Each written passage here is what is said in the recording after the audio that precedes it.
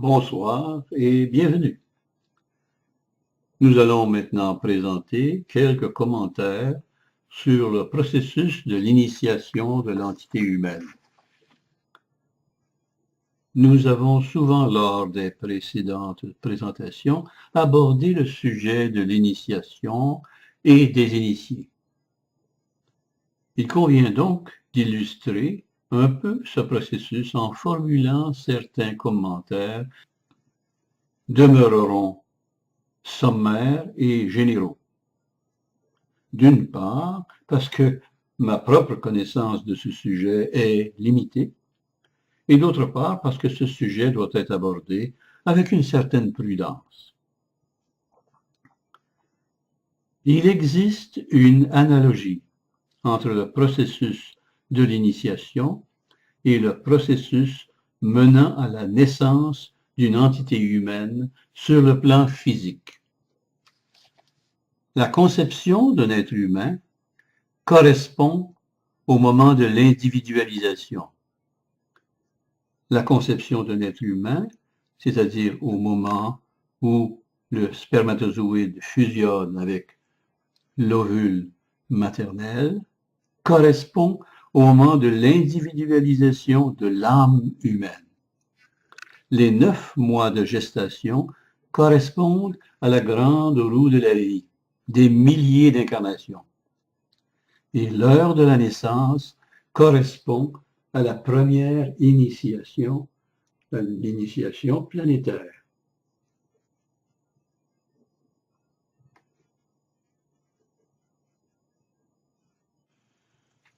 Avant d'être un initié, l'entité humaine doit passer par l'étape de l'aspirant puis du disciple.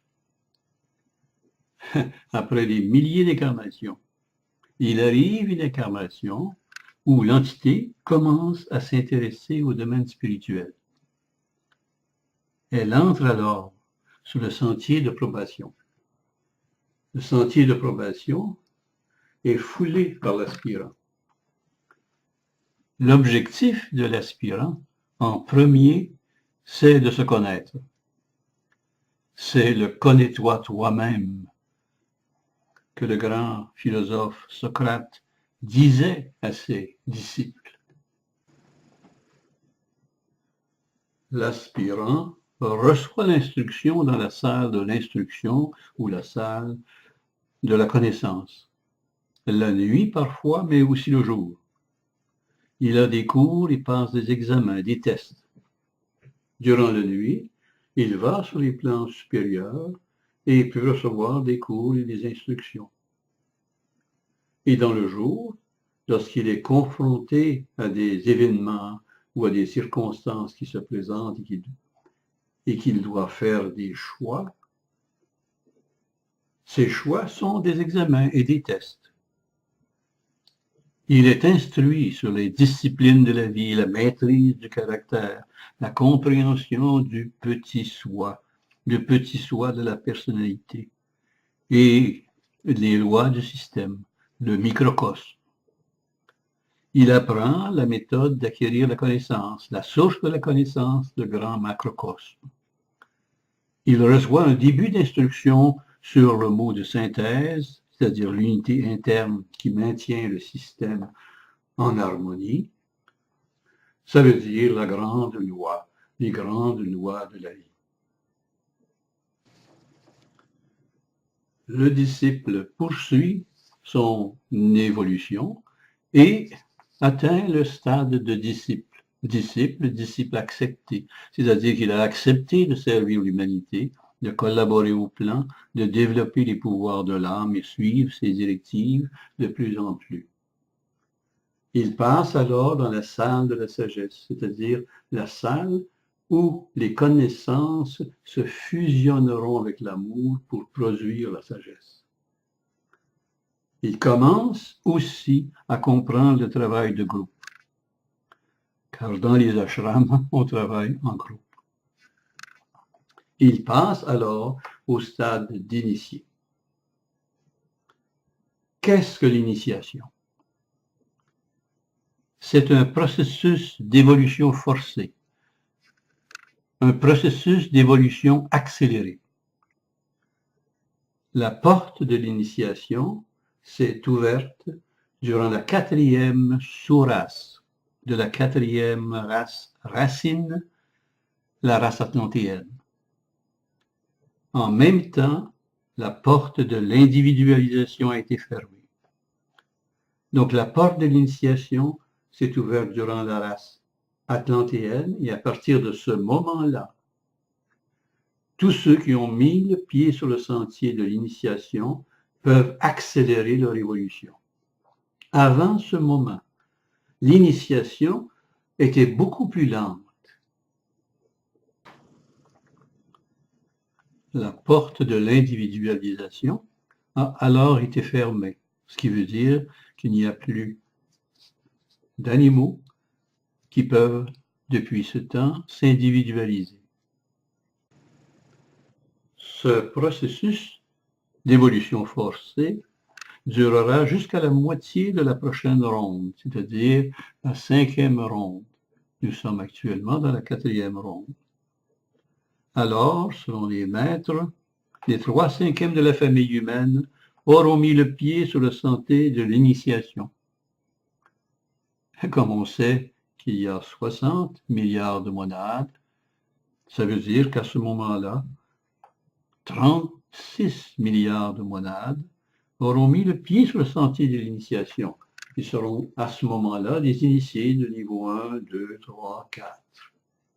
C'est vraiment une fenêtre d'opportunité extraordinaire pour l'humanité entière. L'expérience du processus de l'initiation est tentée sur 3 planètes du système solaire. Seulement 3 planètes. Elle a débuté sur Vénus, et Vénus, par la suite, a stimulé la Terre, et la Terre elle-même, plus tard, beaucoup plus tard, stimulera une autre planète dont on ne connaît pas encore le nom. Le but de l'enseignement pour l'aspirant en probation. L'aspirant, durant sa probation, est observé, d'une part pour vérifier sa capacité de travailler dans un domaine ou l'autre. Ceci permettra par la suite le maître à définir les domaines qui lui seront proposés dans ses futures incarnations pour travailler pour le plan. On vérifiera son attitude à la vie en commun, car pour travailler dans un ashram, il faut à un moment donné ou l'autre travailler avec d'autres entités. Vérifier s'il est capable d'intuition, c'est-à-dire percevoir une vérité sans passer par la déduction rationnelle. Vérifier s'il est capable de percevoir les suggestions mentales, c'est-à-dire les formes pensées qui sont placées dans son mental par ses enseignants. Et vérifier s'il peut réussir à travailler, à relier les plans physiques et astrales via l'éthérique, c'est-à-dire s'il est capable d'harmoniser ces plans physiques, éthériques et astraux. La majorité de l'instruction est donnée par un disciple avancé, initié cependant, qui veille sur son frère plus jeune. C'est donc pas un maître qui, au départ, enseigne directement à un aspirant. Ce disciple initié fait rapport au maître du sujet, c'est-à-dire le maître de l'ashram de ce rayon, car chacun des êtres humains est sur un ou l'autre des rayons et participe et est partie et sera partie d'un ashram de ce rayon. Actuellement, existe une politique différente qui est essayée. Alors, certains des meilleurs élèves, les aspirants qui sont les plus dynamiques, sont passés à d'autres maîtres dans des petits groupes pour de courtes périodes. C'est une expérience qui est tentée de soumettre ses disciples non initiés à la fréquente et forte vibration d'un maître pour voir s'il y a accélération dans l'évolution. C'est seulement un essai. Les maîtres ne savent pas quelle va être la réaction. Il y a donc un risque d'échec. Mais dans le fond, c'est pas grave. Parce que même s'il y a un échec dans l'accélération de l'évolution, le simple fait que ces personnes auront l'occasion, ces aspirants auront l'occasion de participer à cet essai, ça va leur donner une certaine évolution supplémentaire. Regardons maintenant le processus de l'initiation. L'entité est déjà un initié avant de participer à la cérémonie de l'initiation. Son expansion de conscience, son niveau de vibration sont atteints.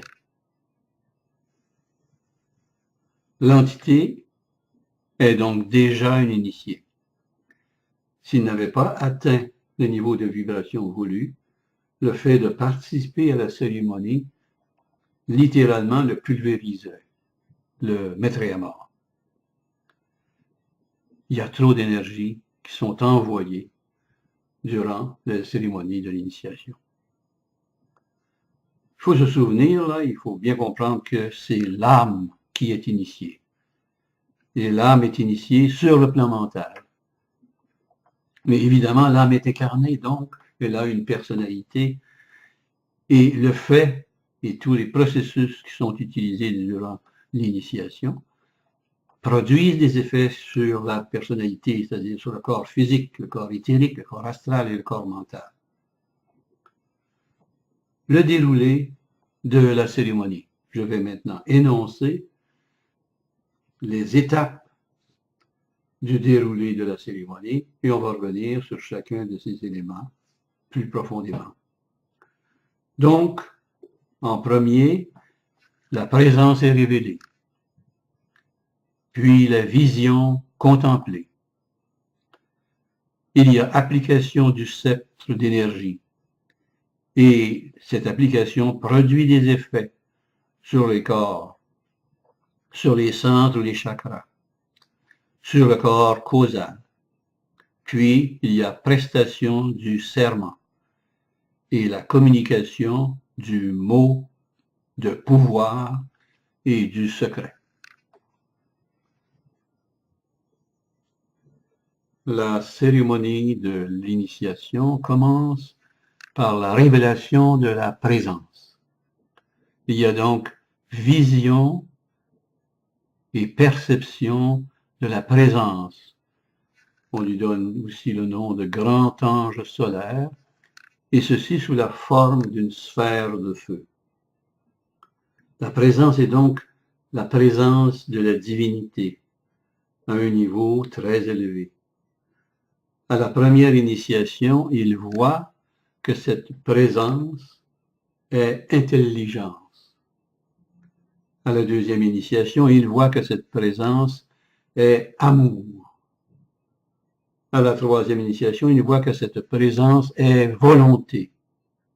Vous remarquerez intelligence, amour, volonté, troisième rayon, deuxième rayon, premier rayon. À la quatrième initiation, il voit et il perçoit l'aspect amour de sa monade, de son étincelle divine. À la cinquième initiation, il voit l'aspect volonté de sa monade. Lors de la deuxième étape, la vision est contemplée. L'initié voit le passé, le présent et le futur dans un seul instant. Il a en fait la vision des maîtres. Il voit donc dans le temps et l'espace le rôle qu'il a joué dans le passé, le rôle qu'il joue actuellement et le rôle qu'il devra jouer dans le plan de son maître. Lors de la première initiation, il voit ce qui concerne le plan de son âme. Donc, la partie que lui a à remplir dans le plan plus général, le plan de son maître.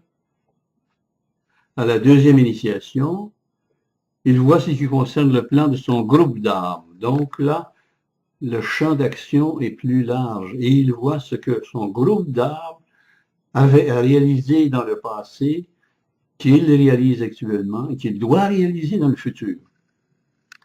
À la troisième initiation, il voit ce qui concerne le plan de son groupe d'âmes, mais les âmes de son rayon.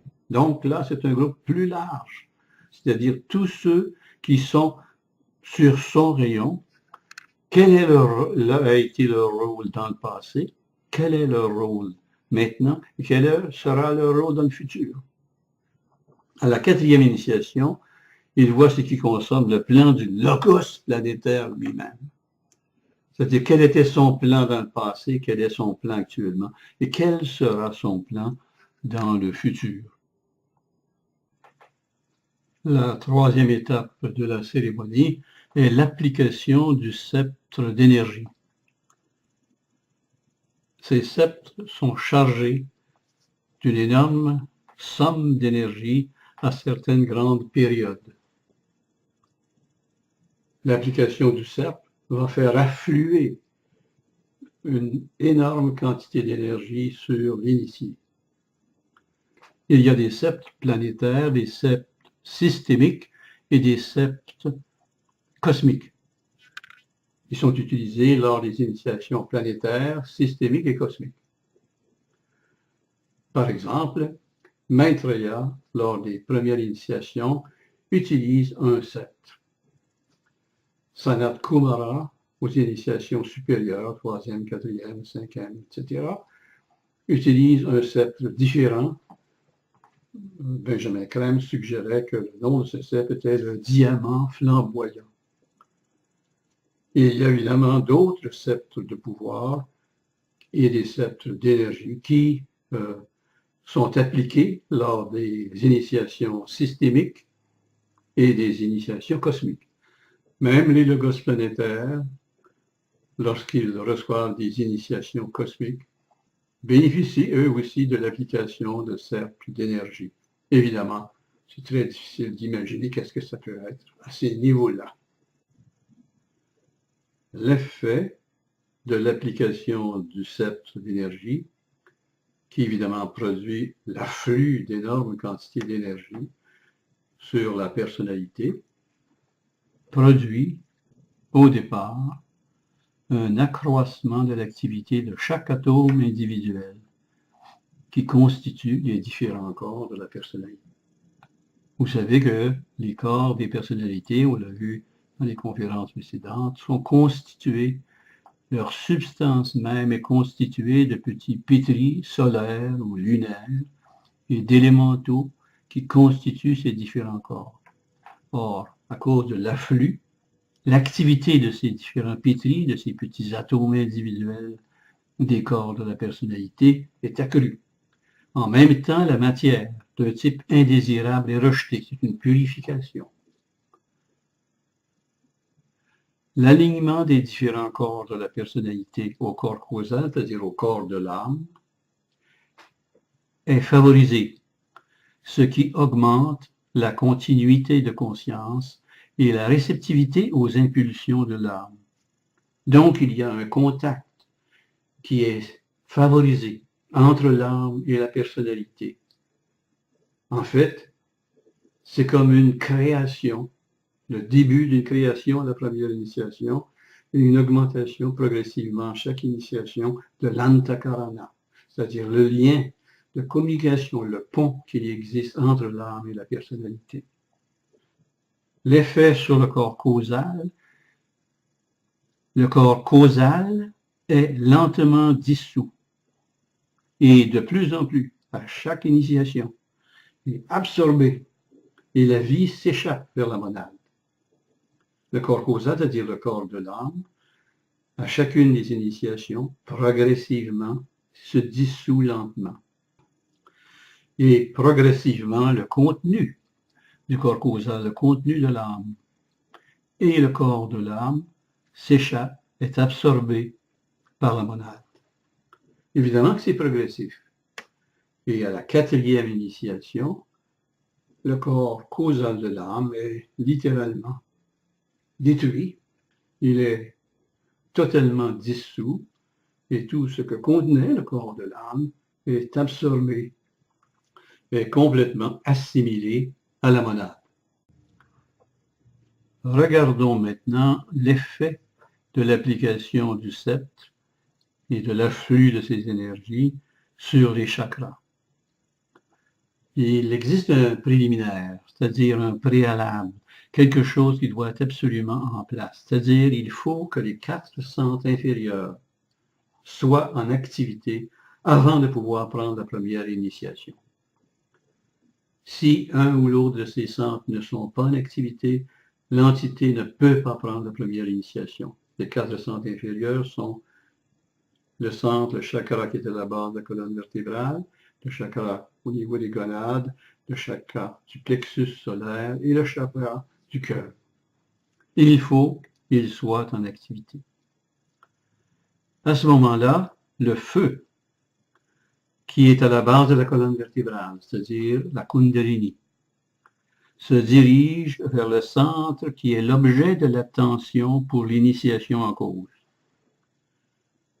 Donc à la première initiation, le feu de la Kundalini monte jusqu'au centre et se dirige vers le centre qui est impliqué lors de la première initiation. À ce moment-là, l'activité du centre est intensifiée et il y a un ou plusieurs spirules de l'atome permanent de la personnalité qui entrent en jeu. Comme vous savez, dans chacun des atomes permanents de la personnalité, il y a des spirules et ces spirules sont activées lors de l'initiation. Après la 3e initiation, la stimulation touche les atomes permanents de l'âme elle-même. Donc, dans les 2 premières initiations, ce sont un ou plusieurs spirules de l'atome permanent de la personnalité qui entrent en jeu. Et après la 3e initiation, les spirules des atomes permanents de l'âme qui sont touchés. En même temps, il y a un triple influx de force de l'âme à la personnalité. À la 1re et 2e initiation, la force de l'âme est dirigée vers les centres du cœur et de la gorge qui synthétisent les 4 centres inférieurs. À la 3e initiation et plus, la force est dirigée vers les 7 centres de la tête et ensuite vers le centre coronaire, c'est-à-dire le lotus aux 1000 pétales. Il y a un 3e effet, la sensibilité est accrue et il y a affinement du véhicule. Et cela peut causer beaucoup de souffrance au début. À cause de l'intensification et l'augmentation de la sensibilité, on est plus sensible à tout ce qui est mal et à tout ce qui est bien, aux ténèbres comme à la lumière. Il existe un certain nombre d'autres effets de l'application du sceptre. Il se produit, par l'application du sceptre, le développement de facultés psychiques. Évidemment, à la première initiation, le développement sera très mineur. Par faculté psychique, on veut dire par exemple la clairvoyance, la clairaudience, la clairsentience, des facultés qui sont encore endormies chez l'être humain et qui, lors des initiations, sont éveillées progressivement. Il se produit aussi la dissolution des voiles éthériques qui protègent les centres. On a vu lors d'une conférence précédente qu'il existe un voile entre les centres éthériques, entre les chakras, pour protéger les chakras de la montée trop rapide et intempestive, si on peut dire, de la Kundalini. Donc, à chacune des initiations, il y a une dissolution progressive de ces centres. de telle façon qu'à un moment donné, lors des dernières initiations, la Kundalini pourra facilement monter jusqu'au sommet de la tête et alors se produira ce que l'on appelle le mariage dans le ciel. En même temps, il se développe une continuité de conscience de plus en plus grande à cause du contact avec l'âme. Augmentation de la loi de vibration et de la loi d'attraction dans la construction des formes et la synthèse. Alors lorsque l'on veut construire des formes, il faut utiliser la loi de vibration et la loi d'attraction, de façon à ce qu'on puisse attirer à soi les élémentaux, les pitris, toute la substance qui doit être utilisée dans la création des formes. Ce sont donc la loi de vibration et la loi d'attraction qui permettent de créer les formes. L'effet de l'application du sceptre produit aussi la transmission d'énergie mentale supérieure qui permet de connaître le plan pour son groupe. Donc, le fait que l'énergie mentale supérieure de l'entité est stimulée, ça lui permet de connaître plus précisément quel est le plan pour son groupe. En fait, aussi, ça stabilise la totalité de la force. Nous abordons maintenant les dernières étapes du processus de la cérémonie d'initiation. Au départ, regardons la prestation du serment. L'initié va donc prêter un serment, le serment d'initiation ou le serment d'office. Vous comprenez qu'il est absolument important pour l'initié de comprendre l'importance du serment, le sérieux et ce à quoi il s'engage. Lors de cette prestation, au départ, la loge, c'est-à-dire la hiérarchie, ou les membres de la hiérarchie qui sont présents lors de cette cérémonie, la loge donc psalmodie des mantras qui libèrent l'énergie d'un centre planétaire vers le Soleil, puis du Soleil vers un centre planétaire, puis vers l'initié. Il y a donc libération d'énergie qui va affluer sur l'initié. La loge alors se concentre sur le corps mental de l'initié pour le stimuler, pour stimuler son corps mental, afin qu'il puisse comprendre l'importance du serment et ensuite de ça, comprendre aussi les mots de pouvoir et la communication du secret. Tout ceci avec une action rythmique de la loge selon certaines figures géométriques. À ce moment-là, l'initié prête deux serments. Un serment d'initiation. Lors de ce serment, il s'engage à ne révéler aucun secret occulte et ne jamais l'exprimer en mots sous peine de mort physique.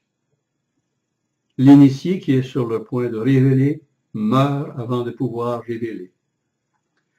Et c'est la raison pour laquelle son mental est stimulé.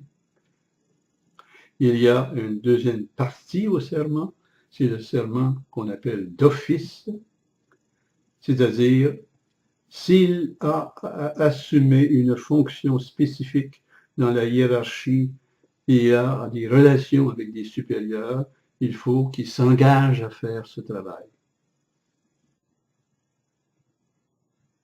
Nous sommes maintenant arrivés à la communication du mot et du secret. On sait que la base de toute manifestation est l'émission du mot prononcé avec volonté. Et ce mot est le résultat de l'activité autoconsciente après une méditation où le but est visualisé dans sa totalité. En d'autres termes, pour créer. il faut l'émission d'un mot de pouvoir et que ce mot soit prononcé avec force, puissance et volonté. Ce mot, lui, il est le résultat d'une méditation dans laquelle méditation, l'entité va visualiser le but, l'objectif et la totalité des éléments de sa création future. Ceci est indispensable. S'il n'y a pas émission d'un mot de pouvoir, il n'y aura pas de manifestation. Alors que le mot est prononcé, qu'est-ce qui se produit? Les devas qui sont sur le sentier évolutif, c'est-à-dire les devas constructeurs d'un niveau très élevé, jusqu'à ceux qui sont de niveau moins élevé, mais qui ont tous dépassé le stade humain. Donc, c'est le point fondamental, ont tous dépassé le stade humain, réagissent au son du mot et collaborent et le travail est exécuté. En même temps, les devas qui sont sur l'arc involutif, c'est-à-dire les petits constructeurs inférieurs qui n'ont pas encore passé par le stade humain, eux aussi réagissent au son et construisent les formes requises avec leur propre substance.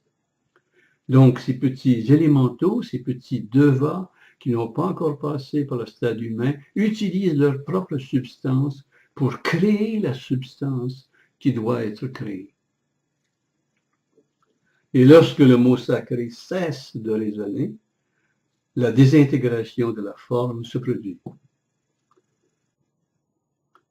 Il existe 7 grands mots basés sur les 3 sons sacrés. Om, A, U, M. Ces grands mots sont utilisés sur 7 grands plans et ces plans sont gérés par 7 devas de plans, des grands anges qui gèrent chacun un plan. Il existe 49 sous-plans, car pour chacun des plans, il y a 7 sous-plans et 49 mots de pouvoir. Le mot voile la pensée, l'idée, le but. Le son permet la manifestation. Ce que ça veut dire, c'est que le mot contient la totalité du but de la création que l'entité veut créer. Le mot, c'est le résultat de votre méditation dans laquelle vous, l'entité, avez visualisé la totalité de la création que vous voulez créer. Le mot existe donc en votre esprit. Mais tant et aussi longtemps qu'il n'aura pas été prononcé avec pouvoir et volonté, il n'y aura pas de manifestation parce que le son n'aura pas été émis. Celui qui produit la création. Car le son appelle tous les devas inférieurs et supérieurs à créer la manifestation. Et les devas inférieurs donnent leur propre substance qui devient la substance de la création. Extension concernant les mots de pouvoir. Tous les mots de pouvoir ont leur racine dans le grand mot. Tous les mots de pouvoir sont des transpositions ou développements des 3 sons de base. Ils s'allongent de plan en plan jusqu'aux phrases et paroles de l'homme. Alors, de plan en plan, ils s'allongent. Au niveau supérieur, il suffit d'un mot pour que la création soit. Que la lumière soit et la lumière fut. Mais de plan en plan, ces mots sont transposés, sont développés. Ils s'allongent. Et quand on arrive au niveau à notre niveau, le niveau de l'humanité, on, on prend conscience de la totalité des phrases et des paroles sont longues. Parfois, dans notre esprit, nous avons une idée. Mais pour rendre cette idée, des fois, il faut qu'on écrive un livre pour que cela se manifeste. Alors, les mots deviennent de moins en moins puissants. Cependant, il y a un point important que vous devez savoir, c'est que sur le sentier de retour, ça veut dire à mesure que l'initié devient de plus en plus conscient, évolué, et qu'il atteint des niveaux d'initiation, des niveaux d'évolution de plus en plus évolués, les paroles, la parole, les paroles se font de plus en plus brèves et à la fin ne sont utilisées que pour des projets spécifiques. Pourquoi? À cause de la pouvoir du son et du mot à mesure qu'on monte dans l'évolution. À la première initiation est donné le mot pour le plan physique. À la deuxième initiation est donné le mot pour le plan astral. À la troisième initiation est donné le mot pour le plan mental inférieur et un mot qui synthétise les trois premiers mots. À la quatrième initiation est donné le mot pour le plan mental supérieur. À la cinquième initiation est donné le mot pour le plan bouddhique. À la sixième initiation est donné le mot pour le plan atmique. Et à la septième initiation est donné le mot pour le plan monadique. Comme vous voyez, c'est progressif. Et vous ne pouvez créer sur ces plans supérieurs qu'au moment où vous êtes rendu à l'initiation en question. Donc, les mots de pouvoir ne sont disponibles qu'à ceux qui ont atteint un certain niveau d'évolution et sont passés par l'une ou l'autre des initiations. Nous arrivons maintenant à la dernière étape de la cérémonie, c'est-à-dire la communication des secrets. Chaque secret traite de l'un des 7 grands plans. Chaque secret traite de l'une des lois de la nature et en est la formulation. Chaque secret confère une clé pour connaître la nature d'un certain logos planétaire et des caractéristiques des monades sur ce rayon. Chaque secret concerne un certain rayon, couleur, indique un nombre, la note et la vibration correspondante. Ce sont de brèves formules, sans valeur mantrique, donc il n'y a pas de valeur mantrique, de nature mathématique. Ce sont des symboles spéciaux. Évidemment que les secrets sont des secrets. Donc, c'est seulement lorsque les gens et les entités, les êtres humains, passent l'une ou l'autre des initiations que ces secrets leur sont communiqués.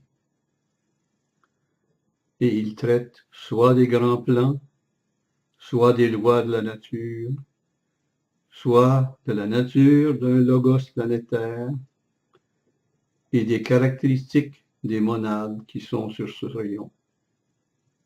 Évidemment, c'est progressif. D'initiation en initiation, ce sont des plans différents, des lois différentes, des logos différents et des rayons différents. Ce sont de brèves formules sans valeur mantrique de nature mathématique, des symboles spéciaux.